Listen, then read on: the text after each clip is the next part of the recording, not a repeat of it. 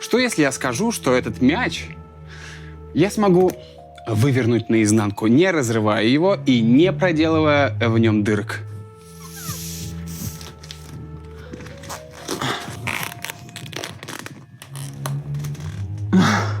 Думаете, это невозможно?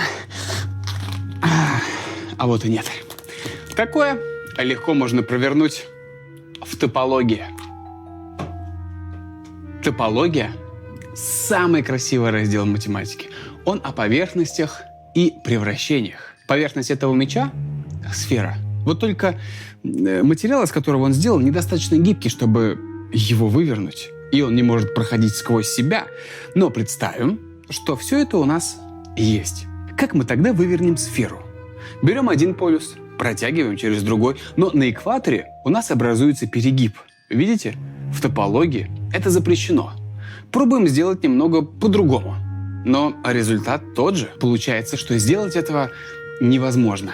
А вот и нет. Топологи думали над этой задачей десятки лет. И нашли решение. Смотрите, как это происходит. Похоже на магию. Стало понятно? Нет? Тогда давайте посмотрим еще раз.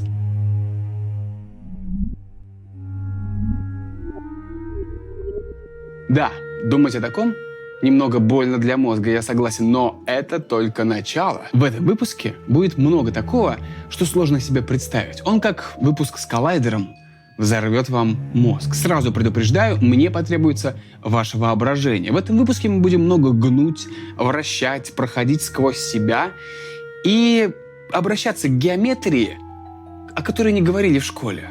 В идеале этот выпуск я должен снимать в 4 измерениях, но я попробую объяснить все в 3. Сейчас вы узнаете, почему задача вывернуть мяч наизнанку решает вопросы Вселенной. Как превратить кружку в бублик, а человека в спиннер. В каком мире параллельные прямые пересекаются, а правила геометрии работают по-другому. Можно ли путешествие за пределы космоса вернуться в ту же точку? Какую сторону изогнут наш мир? И какой формы Вселенная?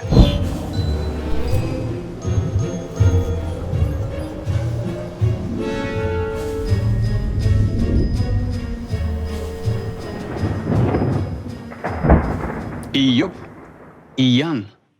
Что для вас геометрия? Что там? Длины, объемы, площади. Сегодня они вам не понадобятся. Топологии на них плевать, вообще пофиг.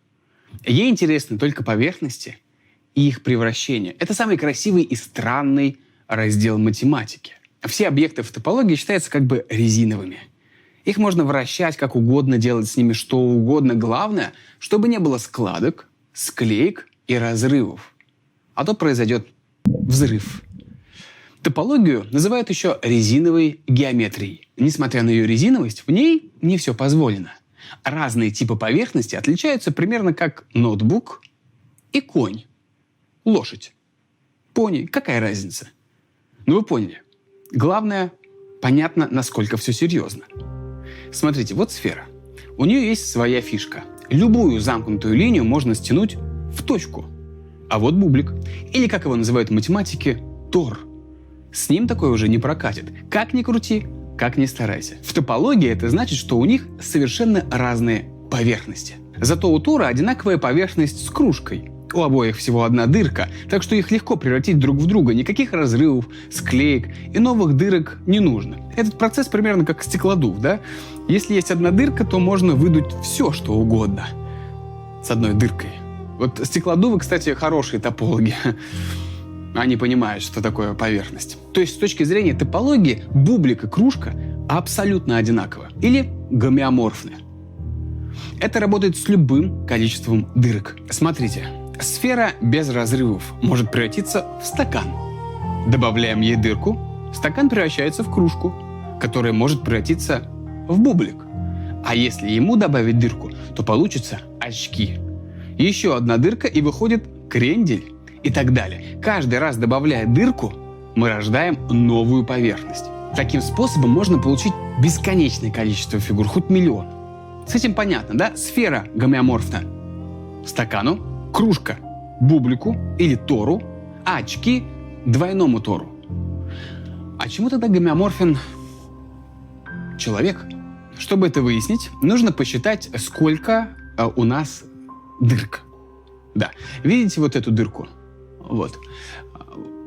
Это значит, что я исключение. Да, к сожалению, мы не можем брать в эксперимент, потому что у меня на одну дырку больше. Возьмем обычного, скучного, среднестатистического человека с обычным нормальным количеством дырок.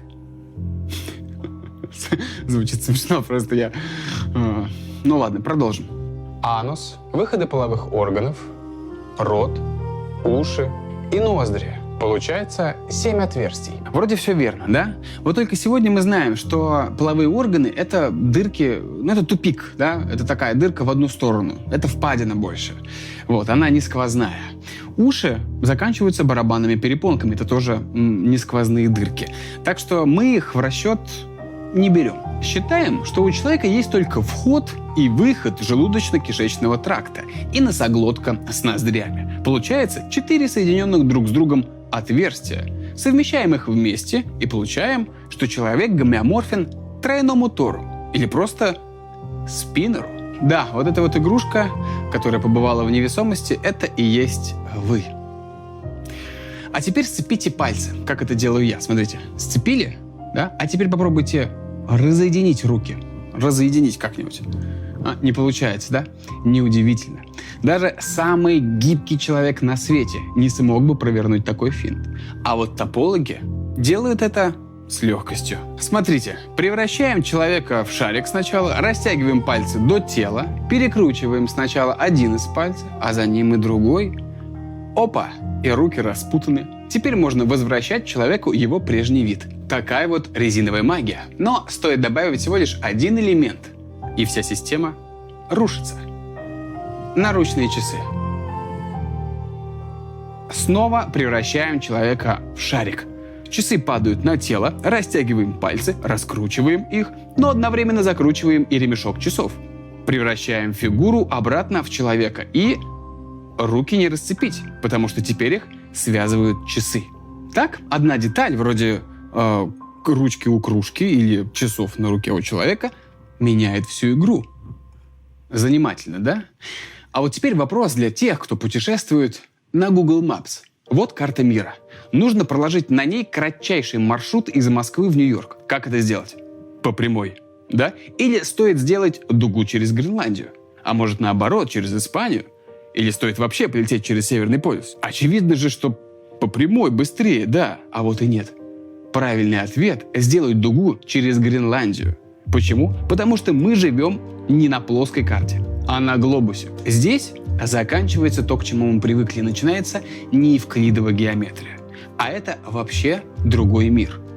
Итак, континенты находятся в сферической геометрии.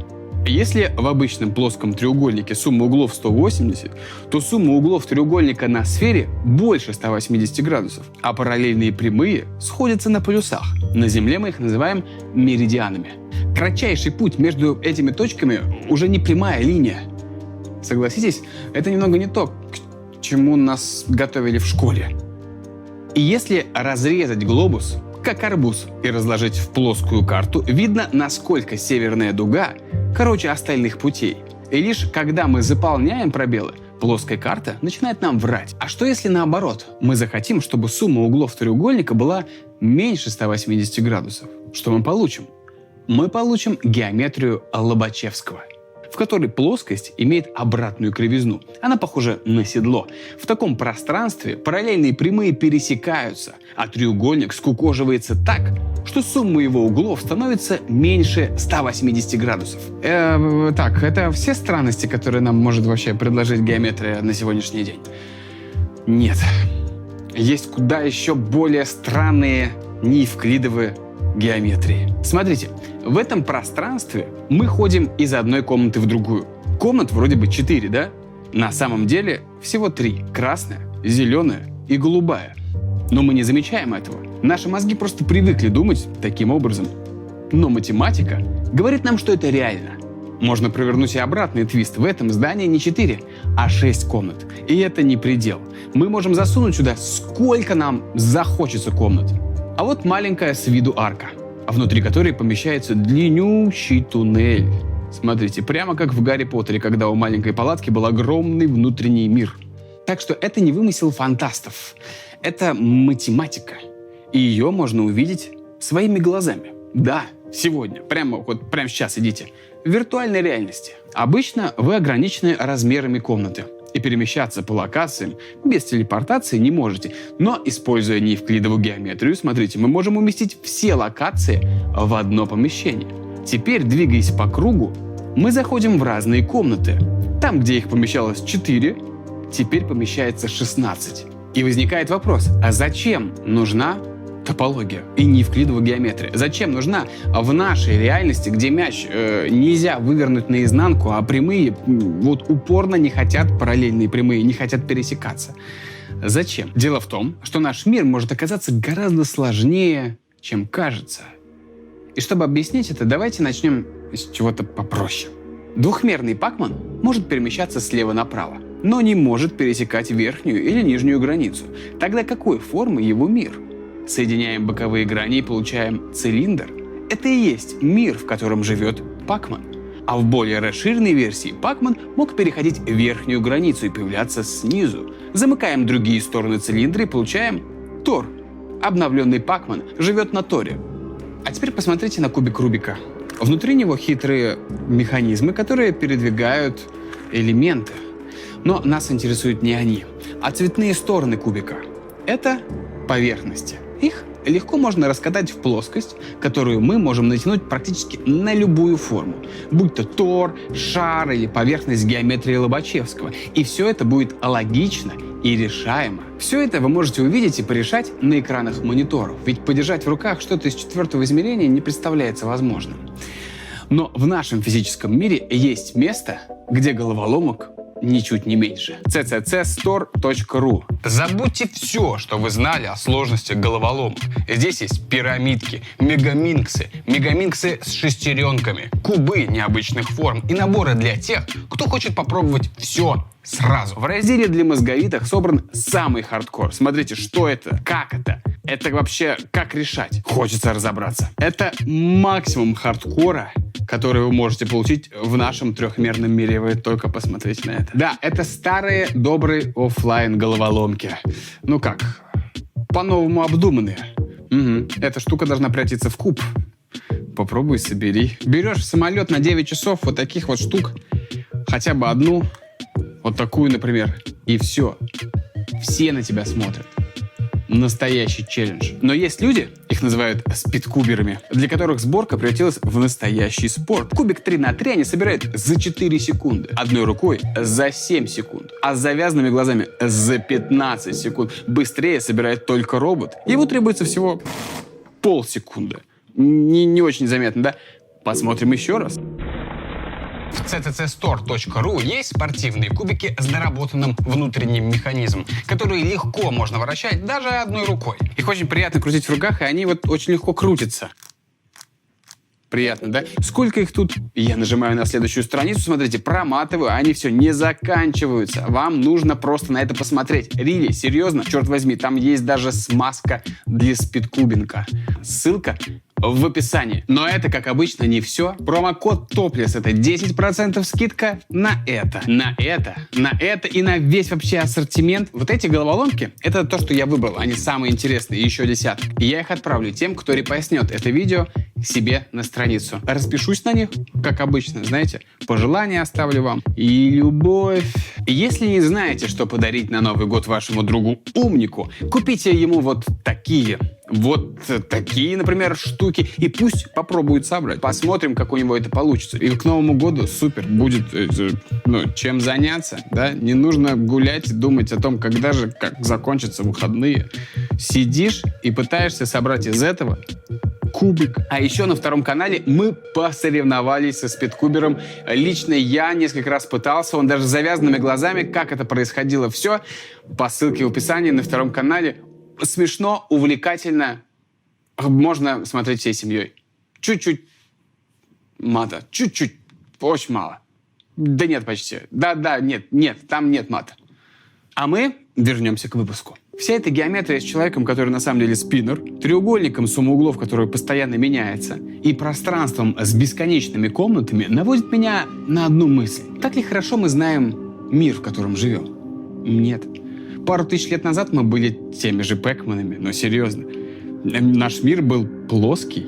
И действительно, если идти просто прямо по дороге, никаких изгибов пространства мы не чувствуем. Но Аристотель заметил, что уходящий в море корабль уплывает за горизонт, а значит, Земля круглая. Увидеть планету со стороны и подтвердить это смог Гагарин в 1961 году. Теперь никто, кроме общества плоскоземельщиков, не сомневается, что Земля круглая, да? Сегодня мы решаем гораздо сложнее задачки. Например, такая. Какой формы Вселенная? Странный вопрос, да? В трехмерном мире, да, вы можете плавать слева направо, вверх-вниз. О какой форме может быть речь? Но представьте, что наша Вселенная — это игровая доска, да, как у Пакмана. И если посмотреть на нее с дополнительного четвертого измерения со стороны, как она будет выглядеть?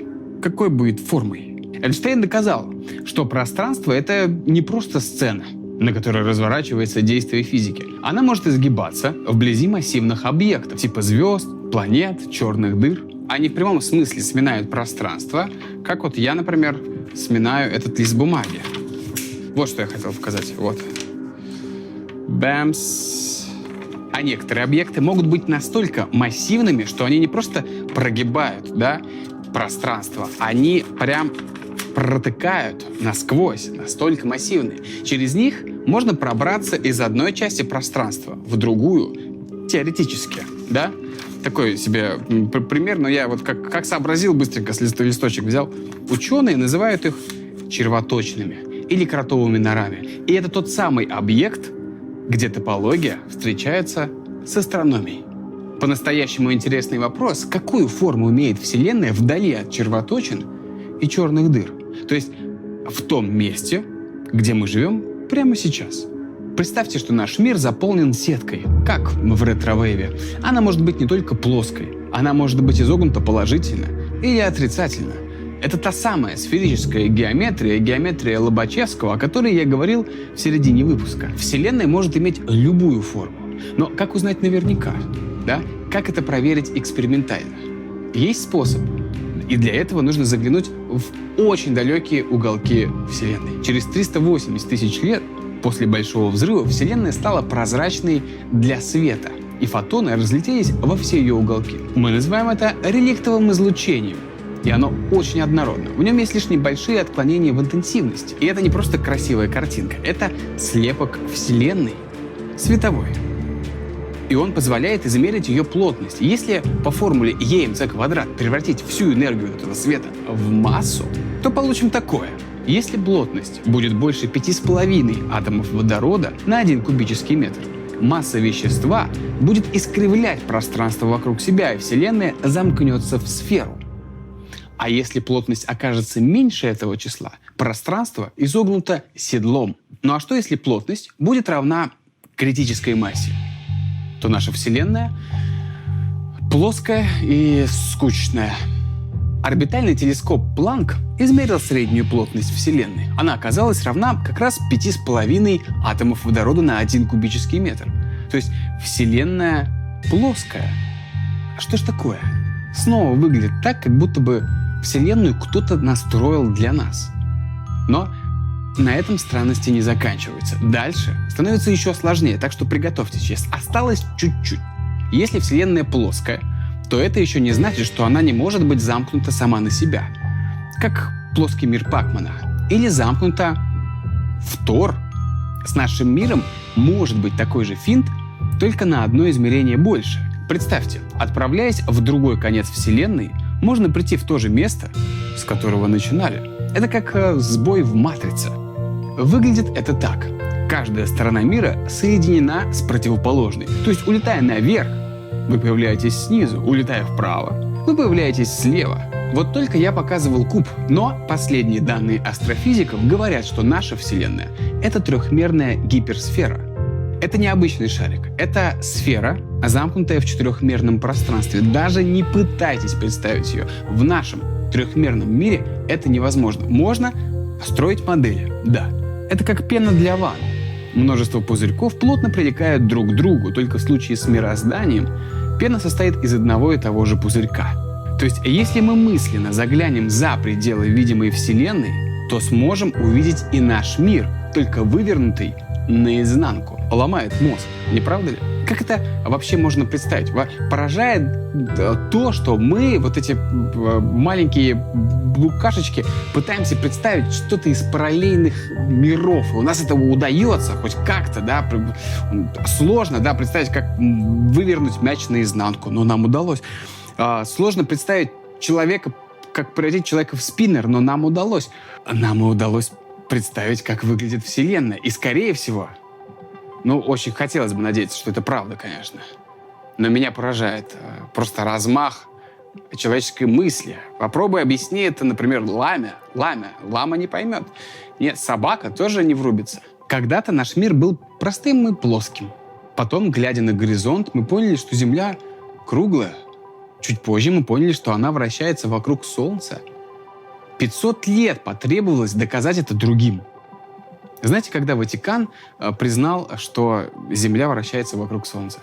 В 1992 году. Мы тогда уже все слушали песни Цоя «Звезда по имени Солнце».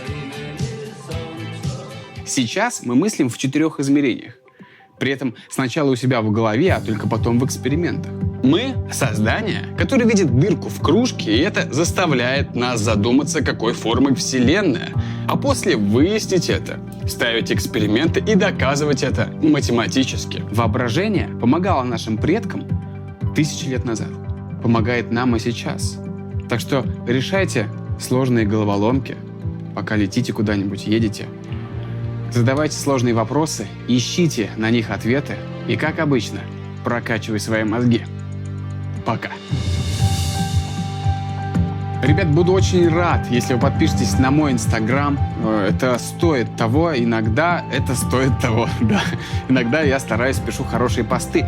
И в Телеграм, пожалуйста, нас подолгу нет, как обычно, да. Так что мы в Телеграме каждый день. Вот там мы каждый день. Прошу вас туда, будете рады. Не будете рады, не подписывайтесь, но попробуйте заглянуть. Все, пока.